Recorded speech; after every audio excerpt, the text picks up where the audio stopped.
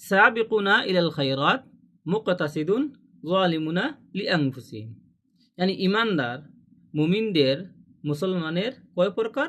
3 প্রকার। সাবিকুনা ইলাল খায়রাত, সাবিকুনা ইলাল খায়রাত কল্যাণ यानी কল্যাণকর কাজে অগ্রগামী। ওরা হলো ফরজ এবং মুস্তাহাব যথাযথভাবে পালন করে নেয়, হারাম এবং মাকরুহ থেকে ওরা বিরত থাকে। আর দ্বিতীয়তে হলো মুক্তাসিদুন, यानी মধ্যপন্থী।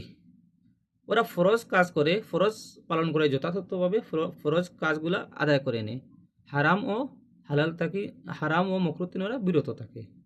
তৃতীয়তে হলো যালিমুনা লিআনফুসিহিম, ওরা হলো নিজেদের উপর নিজে জুলুম করে, কারণ ওরা হালালও কাজ করে, হারামও কাজ করে, দুইটা করে। ভালো নামাজও পড়ে, হারামও খায়, সুদও খায়, আল্লাহ আল্লাহও করে। তার মানে হারাম হালাল দুইটা ওরা একসাথে করে। ধুবি কা কুত্তা না ঘর কা না ঘাট কা, না ইধর কা না উধর কা।